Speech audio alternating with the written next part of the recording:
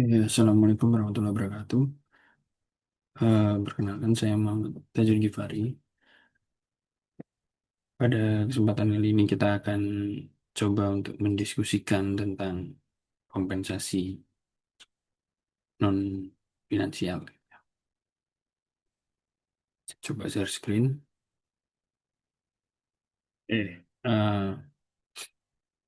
Jadi kita akan berbicara tentang kompensasi non finansial. Kalau sebelumnya kita sudah memahami konsep tentang kompensasi finansial, di mana kompensasi finansial itu adalah kompensasi yang berbentuk uang. Ada sejumlah nominal yang harus dibayarkan oleh perusahaan, baik dalam bentuk gaji, gaji pokok, atau tunjangan-tunjangan, atau bonus, atau insentif-insentif lainnya, gitu ya. Yang pasti semua berkaitan dengan nominal sejumlah uang. Pada kesempatan kali ini kita akan berbicara tentang kompensasi lain yang bukan sejumlah nominal uang, melainkan kompensasi yang memang dia bentuknya adalah sebuah imbalan yang tidak langsung secara uang, secara bentuknya uang, gitu ya.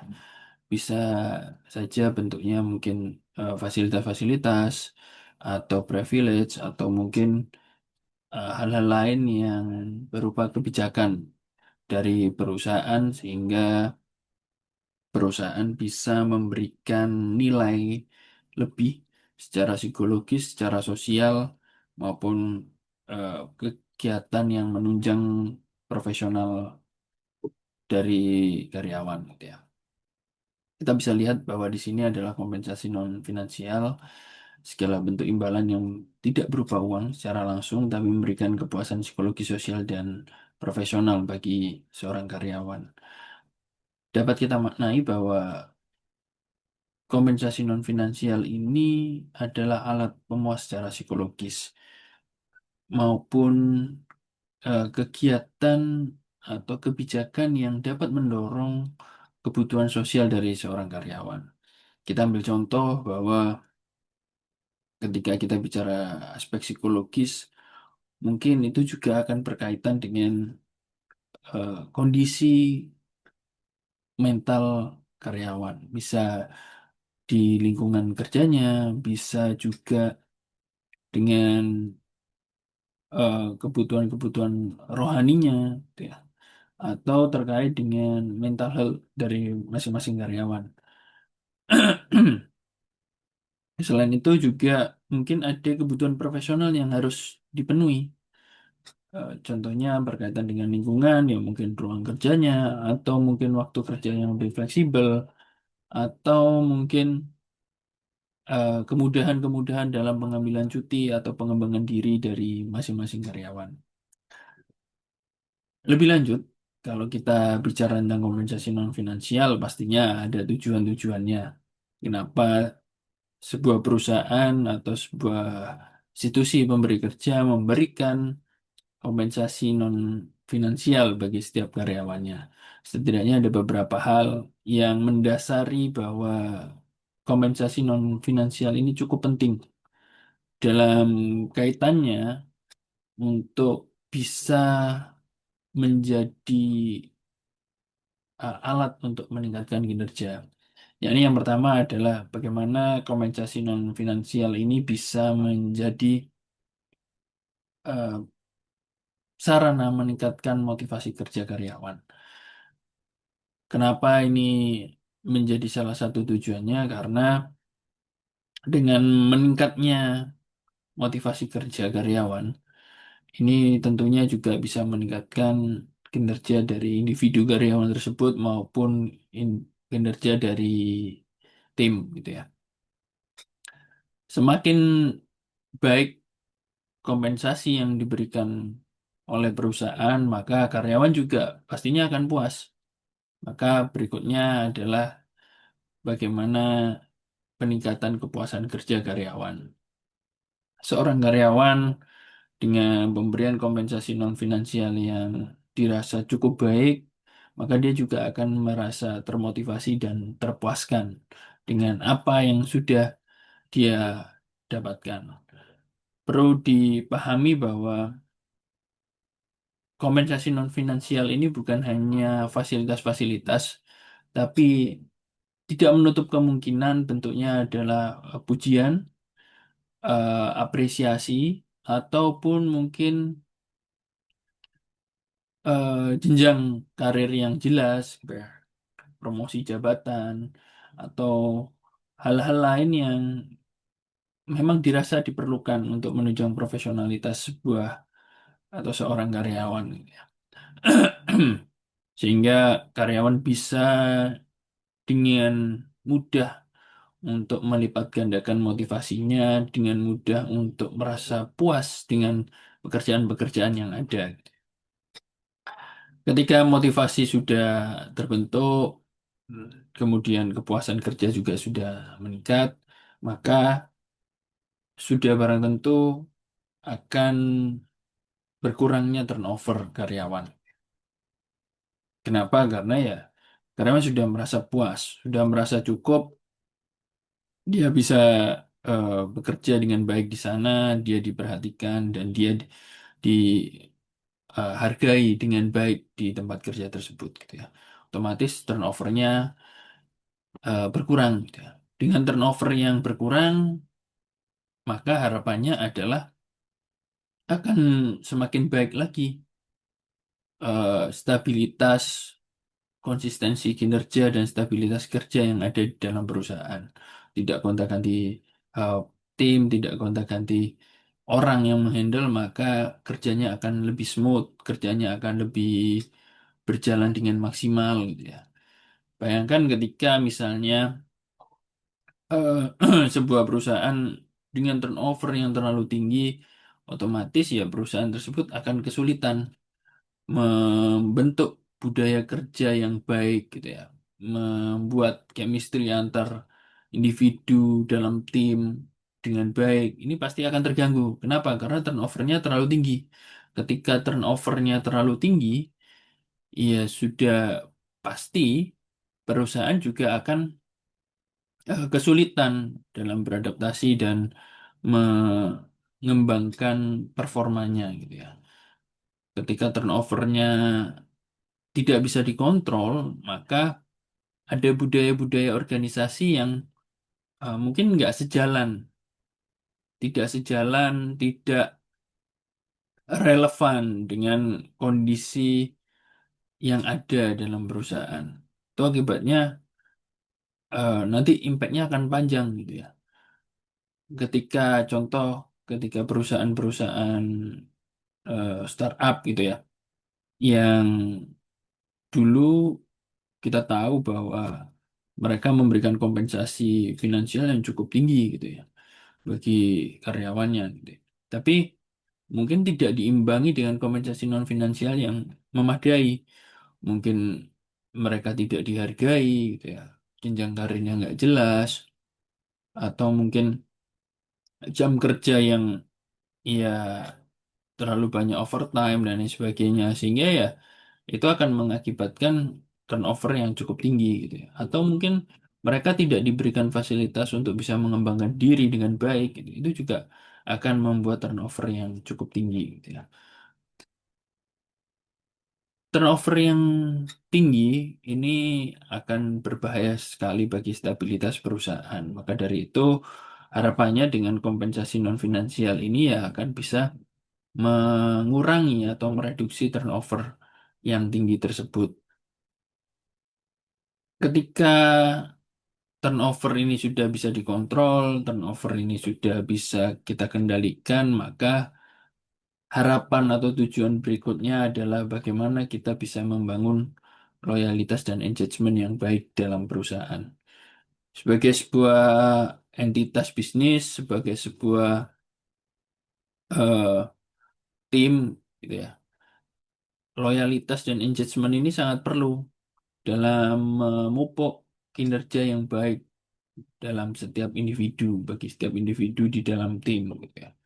Ketika loyalitas dibentuk, maka akan terjalin komunikasi yang baik, maka akan terjalin eh, hubungan yang baik sama individu maupun individu dalam tim gitu ya, ataupun mungkin antar divisi atau tim yang lain gitu ya. Nah, ini selaras gitu ya.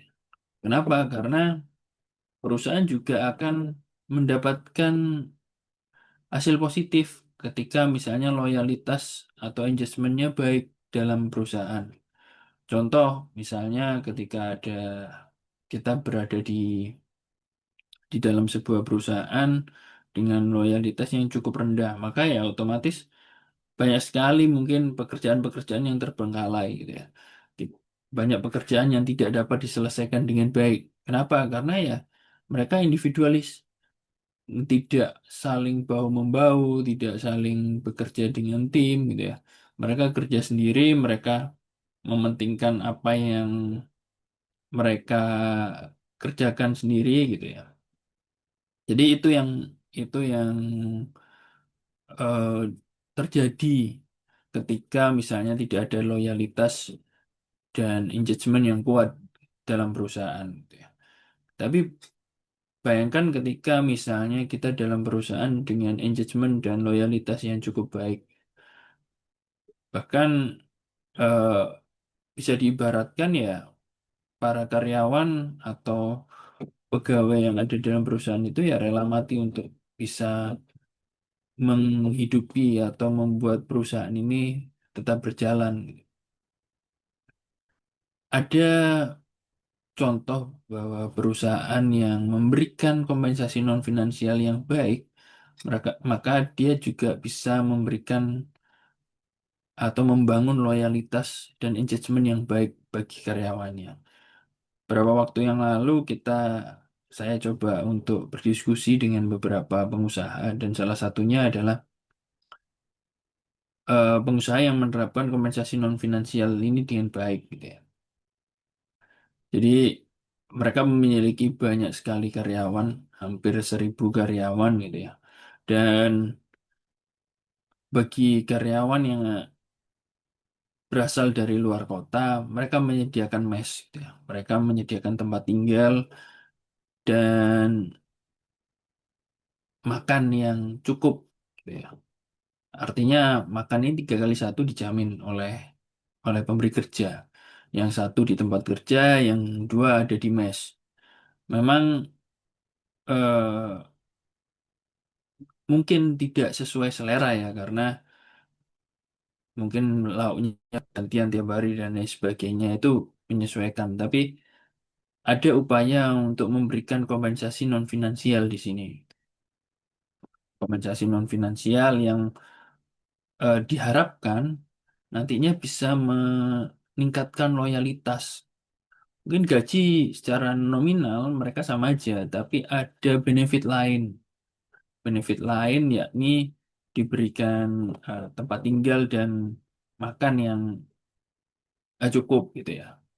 Ada juga setelah bekerja sekian tahun mereka akan diberangkatkan umroh. Nah, ini juga kompensasi non finansial. Artinya apa? Artinya semakin lama karyawan bekerja di situ, maka akan peluang untuk dapat umroh gratis itu akan semakin besar. Nah, dari situ akan memupuk loyalitas yang kuat pada setiap masing-masing individu karyawan. Artinya dia harus bekerja dengan baik agar dia bisa berangkat umroh dengan gratis. Itu yang eh, tercipta di perusahaan tersebut, gitu ya. Ini salah satu bentuk kompensasi non finansial. Ada juga misalnya yang diberikan lagi adalah bagaimana eh, fasilitas untuk antar jemput karyawan, gitu ya. Ada yang perusahaan memberikan fasilitas ini gitu ya. Jadi dimanapun karyawan tinggal selama masih bisa dijangkau, maka perusahaan juga akan memberikan layanan antar jemput gratis. Dan ini sudah diterapkan di perusahaan-perusahaan yang besar. Jadi selama masih radius area dari perusahaan tersebut akan ada layanan antar jemput gratis karyawan gitu ya. Nah, ini menarik. Kenapa? Karena karyawan, pegawai, tidak perlu repot-repot lagi untuk mengeluarkan biaya transportasi ketika pergi bekerja gitu ya. Jadi mereka sudah merasa nyaman, sudah merasa cukup, gajinya tidak perlu dipotong untuk mengeluarkan biaya transport gitu ya. Mereka hanya tinggal menunggu saja kendaraan antar jemputnya dan mereka akan berangkat kerja gitu ya. Pun demikian ketika misalnya ada kompensasi yang lain seperti misalnya pemberian fasilitas untuk jabatan-jabatan tertentu itu juga pasti akan membuat loyalitas dan engagement karyawan juga akan meningkat. Dan terakhir dari tujuan yang ada yang tidak kalah penting adalah bagaimana lingkungan kerja ini jadi positif. Terkadang tanpa kita sadari, lingkungan kerja yang nyaman, yang positif itu bukan sebuah benefit, sebuah kompensasi non finansial yang kita terima, gitu ya. Tapi itu jadi sebuah ya keniscayaan yang memang harus ada, gitu. Tapi dengan adanya lingkungan kerja yang positif, bagaimana perusahaan menjamin bahwa setiap individu karyawan ini nanti jenjang karirnya jelas, pengembangan SDM-nya jelas, gitu ya. Memiliki ruang kerja yang representatif, jam kerja yang enak, gitu ya. Tidak membebani ketika misalnya harus mengajukan hak cuti, ya dia tidak dipersulit dan lain sebagainya. Ini akan menimbulkan lingkungan kerja yang cukup positif. Ketika lingkungan kerjanya cukup positif, maka karyawan juga akan merasa nyaman di sana, gitu ya. Itulah kompensasi-kompensasi non finansial yang memang nantinya akan berkaitan langsung dengan eh, kebutuhan karyawan. Bagaimana karyawan ini bisa merasa nyaman dan merasa senang ketika bekerja di tempat kita. Ini mungkin beberapa komponen yang mendasari kompensasi non finansial seperti yang sudah disampaikan tadi, lingkungan kerja yang nyaman, hubungan dengan rekan kerja yang harmonis gitu ya, budaya kerja yang positif, ini semua juga salah satu komponen kompensasi non finansial dari segi ruangan, dari segi pencahayaan, fasilitas kerja dan lain sebagainya.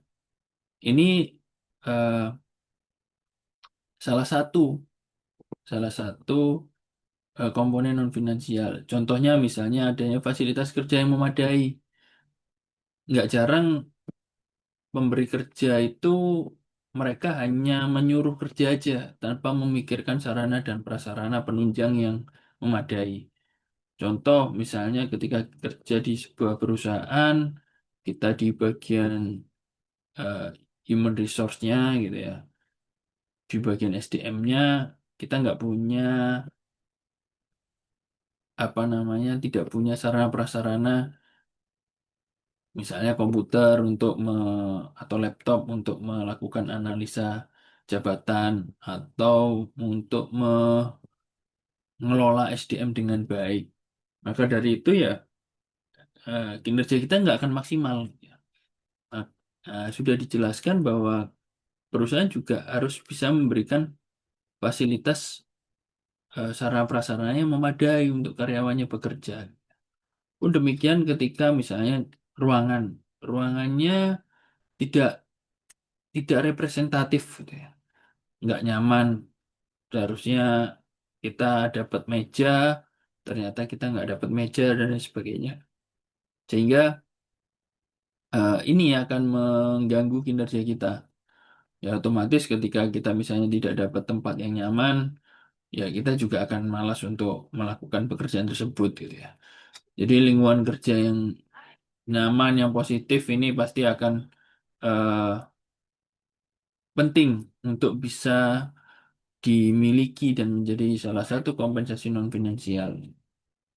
Terus juga Tidak lupa apresiasi, pujian. Ini juga juga salah satu hal yang penting ketika seorang diapresiasi, diberikan reward sebagai Employee of the Month, terus sertifikat penghargaan dan lain sebagainya. Ini juga jadi lecutan semangat.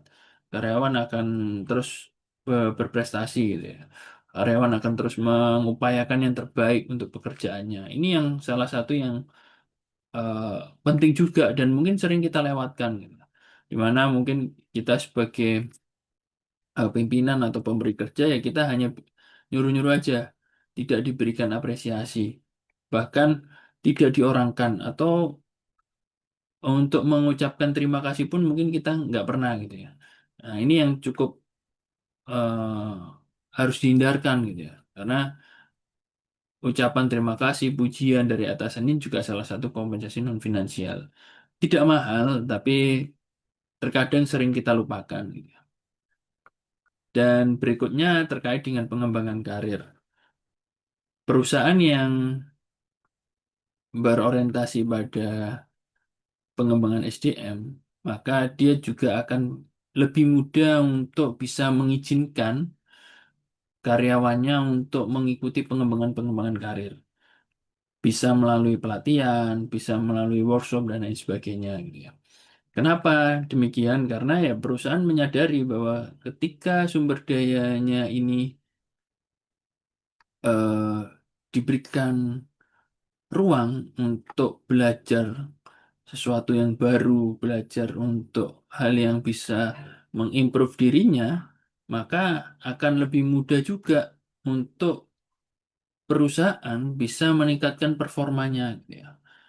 Termasuk ketika masuk ketika misalnya eh,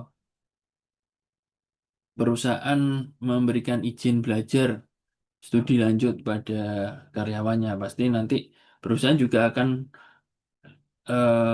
mendapatkan benefit ketika eh, karyawan tersebut lulus gitu ya. Sehingga nantinya dengan adanya karyawan dengan berpendidikan lebih tinggi, mereka juga akan mendapatkan kesempatan promosi yang lebih baik lagi. Dan ini akan terus berkesinambungan, termasuk juga work-life balance-nya, cutinya, jam kerja yang fleksibel dan lain sebagainya. Ini juga akan memudahkan karyawan dalam bekerja. Ini termasuk kompensasi non finansial yang cukup eh, bisa kita terapkan gitu ya. Job design gitu ya, otonomi kerja, tidak ada intervensi ketika sudah pendelegasian tugas. Ya sudah, kita berikan otonomi, kita berikan eh, otoritas bagi karyawan tersebut untuk bisa mengerjakan. Tidak perlu kita intervensi, harusnya seperti ini ya, Dek, dan lain sebagainya gitu. Enggak. Tapi kita berikan leluasaan selama itu masih dalam koridor-koridor aturan yang benar ya sudah kita biarkan mereka bekerja dengan baik, berinovasi dan lain sebagainya gitu ya. Berikutnya juga status dan simbol jabatan. Ini juga salah satu yang penting dalam komponen non finansial. Jangan sampai ketika misalnya seseorang ini mempunyai jabatan yang lebih tinggi, ya tidak kita sediakan ruang kerja khusus atau fasilitas-fasilitas penunjang jabatannya gitu ya. Bisa aja mobil dinas, rumah dinas, gitu ya. Atau mungkin ruangan khusus. Kenapa? Karena ya ada rahasia-rahasia jabatan, ada hal-hal yang memang harus dipikirkan atau tidak diketahui oleh orang banyak gitu ya. Maka dari itu ya perlu ruang kerja yang khusus, gitu ya. Ruang kerja yang khusus, yang proper, yang sesuai dengan eh, jabatannya gitu ya.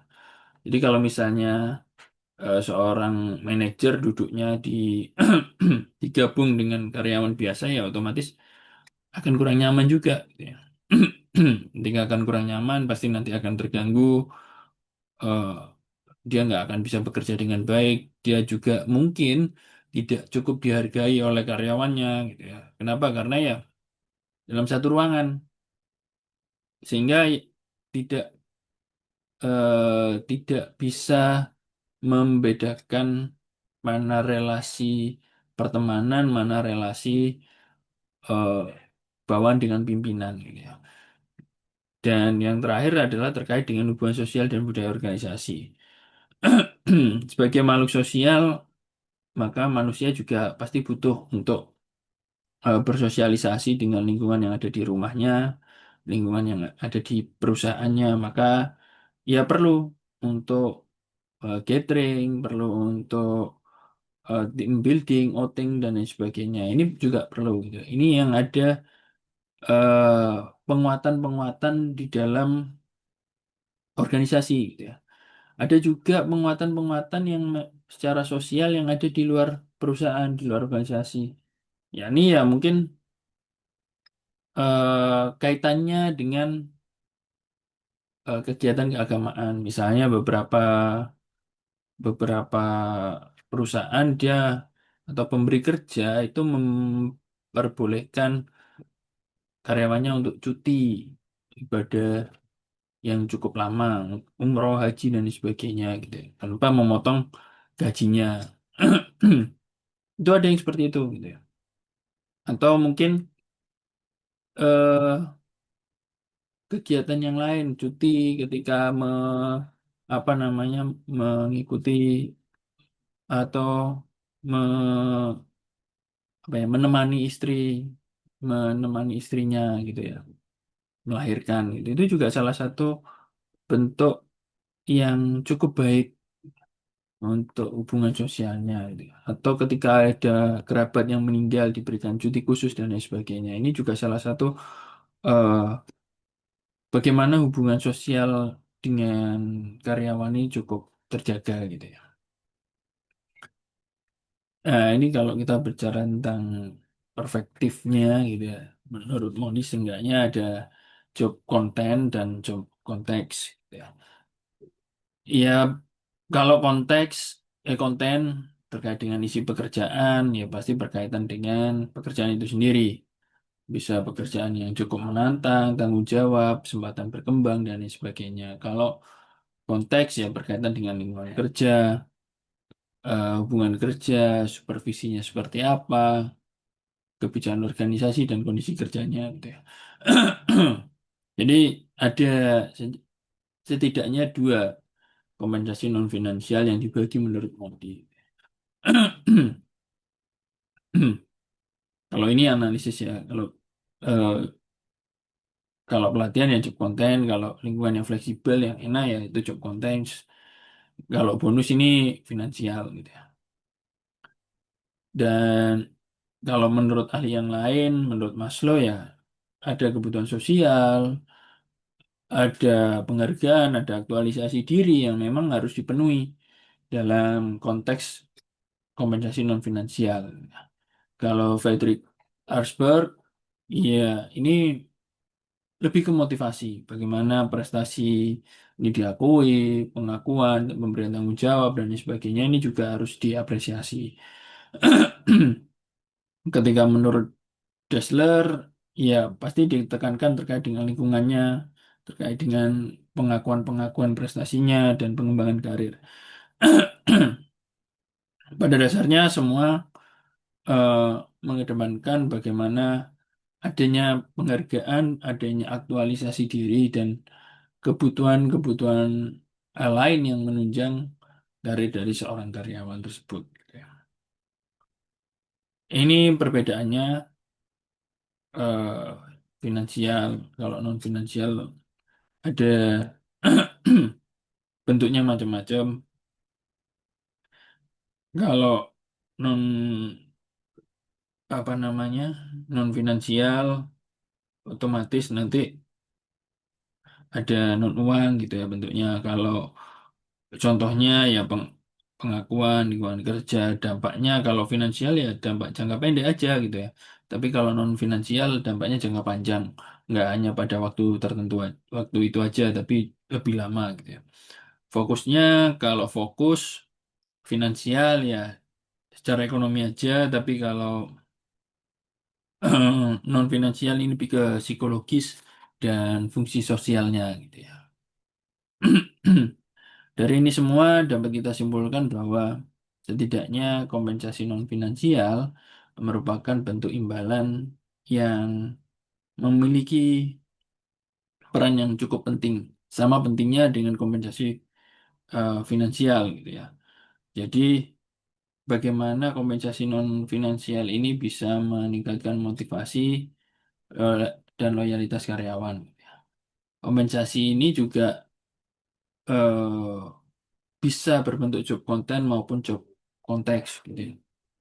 Ini ini berbeda ketika konsepnya adalah kompensasi finansial yang berdampak jangka pendek aja, tapi ketika kompensasi non finansial dia bersifat intrinsik, ya pastinya pengaruhnya lebih pada jangka panjang terhadap performa, kinerja dan keterkaitan karyawan gitu ya. Dan faktor-faktor lain yang ada dalam kompensasi non finansial seperti pengakuan, kesempatan pengembangan karir, lingkungan kerja yang positif, serta keseimbangan kehidupan, ini mampu mendorong motivasi kerja yang lebih baik lagi. Pada akhirnya, setiap organisasi atau pemberi kerja perlu untuk mengelola kompensasi non-finansial ini secara optimal sebagai salah satu strategi untuk menciptakan karyawan yang lebih produktif, lebih loyal, dan memiliki engagement yang kuat dalam konteks pembelajaran. Dalam konteks pembelajaran pun kita sebagai mahasiswa juga diharapkan bisa mengidentifikasi dan mengelompokkan serta menganalisis kompensasi non-finansial ini dengan tepat gitu ya, secara konseptual maupun melalui studi kasus yang ada. Sehingga harapannya ketika nanti turun di lapangan, ketika kita menjadi entrepreneur, pemberi kerja, maka kita juga akan dengan mudah bisa memberikan kompensasi non-finansial ini yang baik gitu ya. Walaupun juga perlu kita perhatikan adalah kondisi perusahaan. Tidak selalu kondisi perusahaan bisa sesuai dengan kebutuhan dari setiap kompensasi non finansial gitu ya. Misalnya eh, memberikan fasilitas-fasilitas yang cukup mewah gitu ya. Ya itu tergantung dari kebutuhan dari perusahaan.